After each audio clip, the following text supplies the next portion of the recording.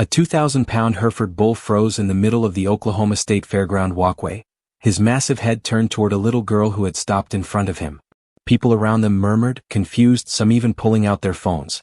The bull didn't charge. He didn't step forward. He didn't even breathe loudly. He just stood there, blocking her path, staring at her as if he knew something the humans didn't.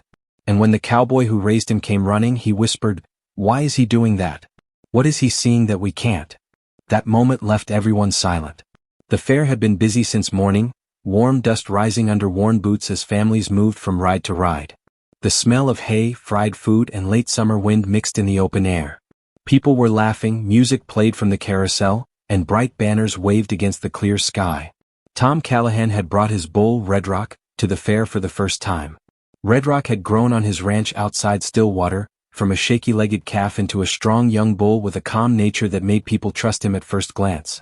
Tom had always said the bull understood more than most folks. Tom was talking to a rancher friend when he noticed Redrock wasn't beside him anymore.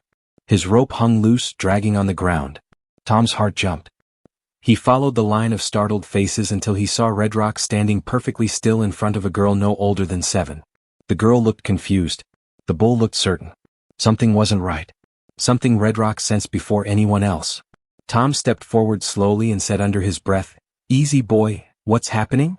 Tom kept his hands out, palms open the way he used to do when calming skittish horses. Redrock didn't move. His huge body stood between the girl and the rest of the walkway like a silent wall. People nearby whispered, unsure if they should pull the girl back or stay still. The little girl looked up at Tom. "Sir, am I in trouble?" she asked softly. "No, sweetheart," Tom said gently. "You're okay. I just need to understand why he stopped you." Redrock let out a low sound, not angry, not scared, more like a warning meant only for Tom's ears. His ears twitched as if he was listening to something behind the girl. Tom narrowed his eyes and scanned the crowd. Nothing looked dangerous. Just families, balloons, kids with cotton candy. But Redrock kept staring at the girl's chest, almost like he recognized something. "What's your name?" Tom asked. "Lily," she said, her fingers curled around a small pendant hanging from her neck. It looked old, silver, and shaped like a tiny horseshoe. Redrock lowered his head, inch by inch, until his nose almost touched the pendant. The bull's breathing softened as if a memory had brushed through him. The girl's grandmother rushed over, out of breath. "Lily, I told you not to run ahead like that." "I wasn't running," Lily mumbled. "The bull just stopped me." Tom pointed gently. "Ma'am, has she worn that necklace for long?" The grandmother looked down, puzzled. "This? It belonged to her late father. He." Redrock suddenly shifted, placing himself closer to Lily, his body blocking the crowd behind them. Tom's heart tightened. The bull wasn't confused. He was protecting her. With dialogue plus a small twist. The grandmother froze when she saw how Redrock angled his body, pushing Lily a little closer toward Tom and away from the crowd. It wasn't forceful, just steady, like he was saying, "Stay right here." "Why is he acting like that?" the grandmother asked, her voice shaking. Tom shook his head slowly. "I don't know yet. Redrock's never behaved like this in public. He's gentle, but he's never stepped between someone and a crowd before." Redrock let out another soft rumble. His eyes weren't wild. They held focus, calm but alert, like he was watching something only he could see. His ears twitched again, this time toward the far end of the livestock area. Lily touched the bull's forehead carefully. "He's not scary," she whispered. "He feels safe." Tom swallowed. Safe. That word meant something coming from a child. A group of fair volunteers approached, uncertain. "Sir, is this your animal?" one asked. "Yes," Tom replied. "Redrock doesn't hurt anyone. Just stay back a bit." The volunteer nodded but kept his distance. Then Lily tugged Tom's sleeve. "Do bulls remember people?" she asked. Tom answered honestly. "Sometimes. Depends on the bond." "But I never met him before," she said. Her grandmother added softly, "Her father, he used to work with animals. He loved cattle. He wore that pendant every day." Tom looked at the necklace more closely. It wasn't the pendant itself, he'd seen plenty like it, but something about it made Redrock fixate, almost like he recognized a scent older than the girl herself. Redrock suddenly raised his head, nostrils flaring, staring past the fair tents. Tom felt his stomach drop. "Something's coming," he whispered. Tom followed Redrock's gaze, but all he saw was the usual mess of a busy fair. Families walking, workers moving hay bales, a man pushing a cart full of lemonade cups. Nothing seemed wrong. But Redrock's body stayed firm, muscles tight under his hide, ears pointed toward the same direction like arrows. The grandmother held Lily closer. "Is it dangerous?" she asked. Tom shook his head but didn't relax. "If he's acting like this, something ain't normal. Bulls don't freeze unless they sense something they can't ignore." Lily looked at the bull. "He's listening," she whispered. And she was right. Redrock tilted his head slightly, like a dog catching a distant sound. Tom tried to hear it too, but all he caught was fair noise. Redrock stepped sideways, pushing Lily just an inch more behind him. Then he stopped breathing for a second, holding his breath the same way he did on the ranch when he smelled coyotes in the wind. Tom leaned closer. "Easy, boy. What is it?" Redrock's eyes didn't blink. A man with a large cooler bumped into a trash bin near the far tent, causing a loud metallic clatter. People looked up. The grandmother flinched. But Redrock didn't move. His reaction wasn't to the noise. It was to something else. A faint scent drifted through the air, dust mixed with something sharp and bitter. Tom felt it hit his nose a moment later. His eyebrows pulled together. "Smells off. Like something heated up that shouldn't be."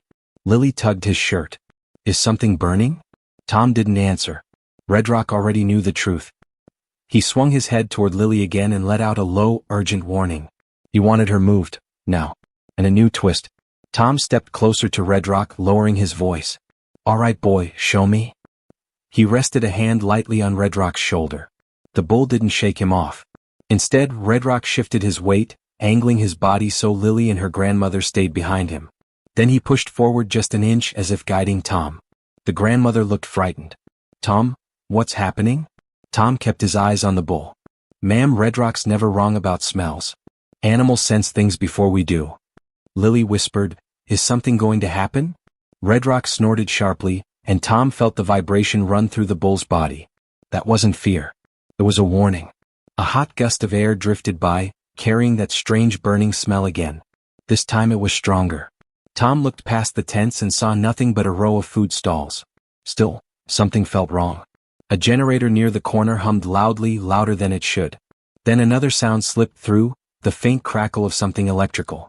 Tom's chest tightened. Redrock smelled this before us. One of the volunteers approached. "Sir, we just got word from the booth area. Some equipment tripped. They're checking it." Redrock slammed his hoof down once, a deep thud that made Lily jump. He pushed his forehead gently into her shoulder, urging her back. Lily clung to her grandmother. "He wants us to move." Tom nodded. "He's trying to get you away from that row of stalls." The grandmother swallowed hard. "Is it dangerous?" Tom didn't want to scare them, but he couldn't lie. "If Redrock thinks you shouldn't be near it, then listen to him." A tiny spark flickered behind the food stalls, barely visible, but Redrock saw it first. His whole body stiffened. Something bad was seconds away. Dialogue in a new twist. Tom's breath caught when he saw that tiny spark jump again, quick, sharp, like a warning flicker before trouble. Most people would have missed it under the bright afternoon sun, but Redrock didn't miss anything.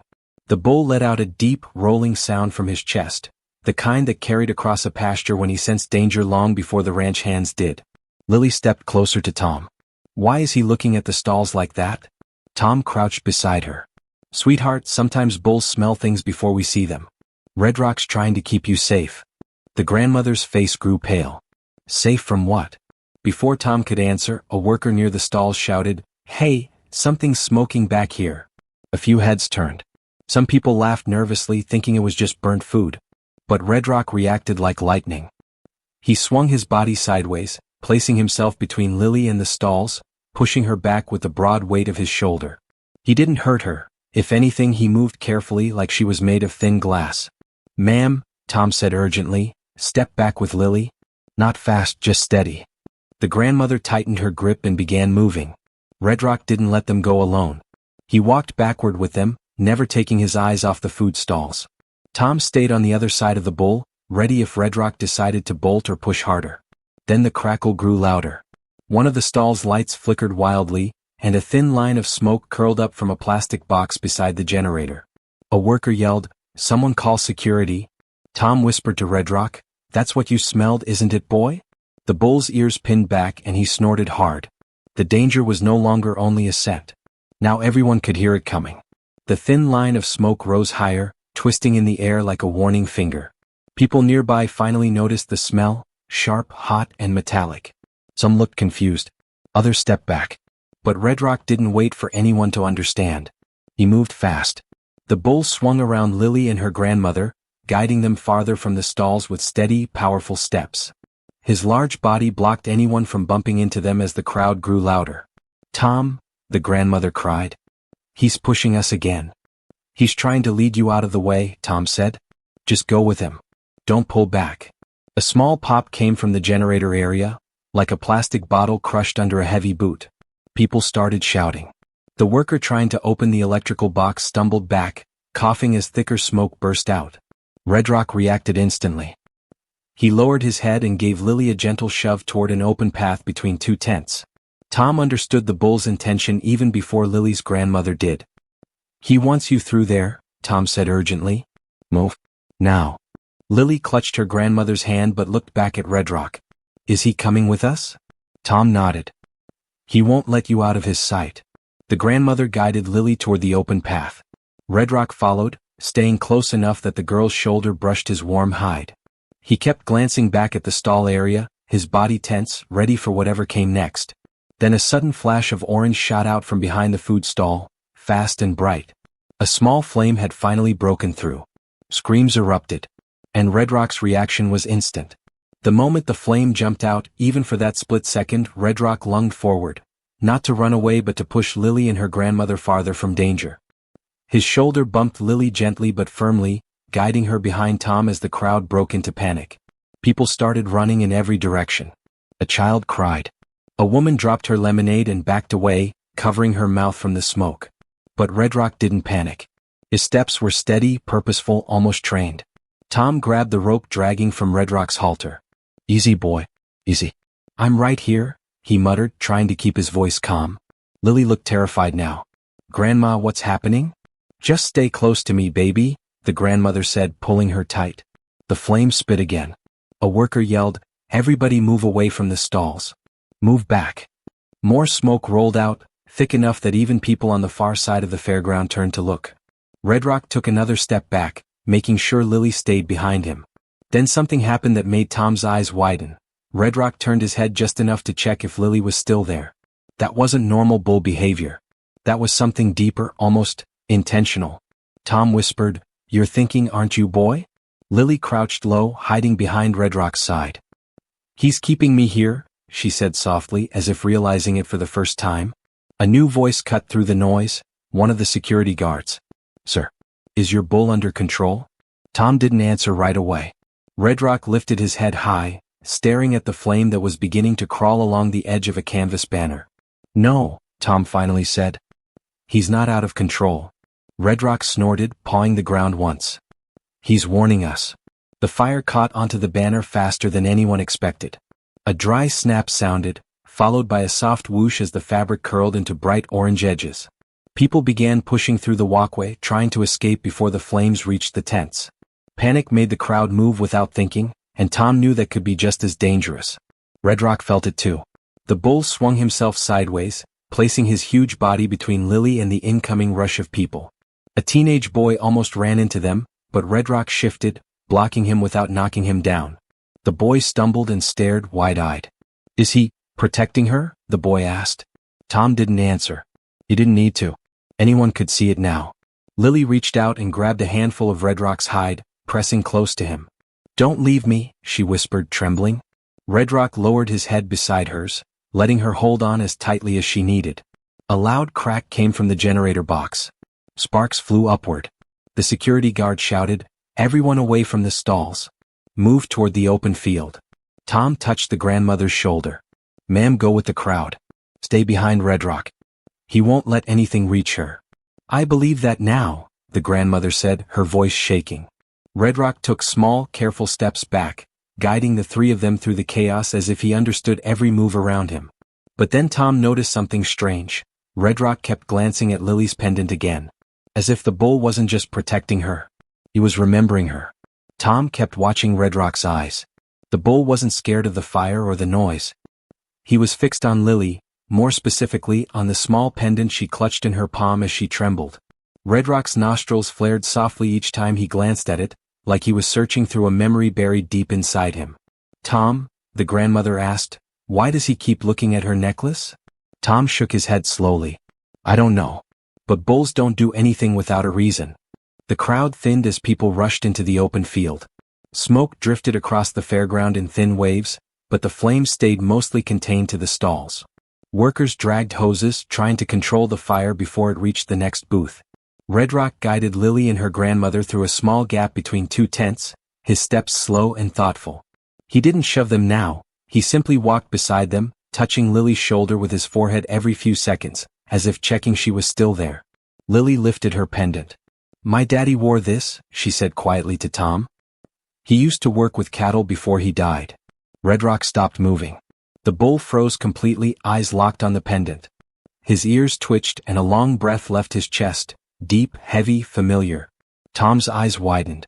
"Hold on, your father worked near Stillwater too?" The grandmother nodded. "Yes. He helped train young cattle on a ranch before the accident." Redrock let out a soft sound, low and trembling. A sound Tom had only heard once before, from Redrock standing in front of an empty stall, the day his old trainer didn't come back. Tom whispered, almost afraid of the truth forming in his mind. "He knew your father." The grandmother covered her mouth. He knew my son?" Her voice trembled the same way Redrock's breath did. Lily looked up at the bull with wide, wet eyes, her small fingers still wrapped around the pendant. Tom stepped closer, lowering his voice. Redrock wasn't reacting to the flame first. He reacted to her. Or maybe, to what she carries. Lily held out the pendant toward Redrock. "Daddy used to smell like hay and pine," she whispered. "Grandma said he always came home with that smell on his clothes." Redrock leaned his head in slowly, carefully, and breathed in the scent that clung faintly to the old metal. His eyes softened, no tension, no fear, just a quiet, aching recognition. He pressed his forehead gently against Lily's shoulder, the same comforting gesture he once used to give to the man who trained him. Tom felt his throat tighten. "Your father must have spent time with Redrock when he was just a calf. Bulls don't forget kindness. They don't forget voices. They don't forget scents." The grandmother wiped her tears. "He loved working with animals. He used to come home talking about a calf that followed him everywhere." Lily's voice broke. "Was that you?" she asked. Redrock answered with a soft, deep rumble that vibrated against her chest. Firefighters rushed past them toward the smoke, shouting commands, but Redrock didn't flinch. He stayed right where Lily stood, guarding her like he had done years ago for her father. Tom looked at them, girl, bull, and an old bond brought back to life, and whispered, "He remembered your family, even after all this time." Redrock nudged Lily again, this time toward complete safety. As if he had one last promise to keep. Redrock guided Lily and her grandmother all the way to the open field, far from the smoke and shouting. Firefighters were already getting the flames under control, and the loud panic of the fair slowly settled into shaky relief. People whispered about the bull, pointing, wondering how he knew what none of them did. Tom stood beside Redrock, resting a hand on the bull's neck. "You did good, boy," he said quietly. "Real good." Lily turned to face Redrock. Her cheeks were streaked with dried tears, but her eyes were full of something softer. She placed her small palm on his forehead. "Thank you," she whispered. "Daddy would have liked you." Redrock lowered his head until it rested against her shoulder, the same way he used to greet her father. A sound escaped him, soft and warm, almost like a memory finding its way home. The grandmother wiped her eyes. "I never thought an animal could remember something after all these years." Tom smiled gently. "Animals don't measure time like we do. They remember hearts. They remember kindness. Once you're part of their world, you stay there." Lily's pendant caught the sunlight, flashing softly as she held it against Redrock's cheek. "He kept Daddy's promise," she said. "Daddy always told me animals protect the ones they love." Redrock stepped back, giving a final rumble before turning his gaze to the now controlled fire, making sure the danger was truly gone. Tom looked at Lily and her grandmother. "He saved you because he knew your father. He loved him once, and today he honored that love." Lily nodded slowly, understanding more than her age should allow. And for everyone who witnessed it that day, the truth became clear. Sometimes the strongest protectors have hooves instead of hands. And sometimes love, once learned, never fades, not even across years, storms, or loss. Moral: real loyalty does not end with time. A heart that learned love once will protect it forever.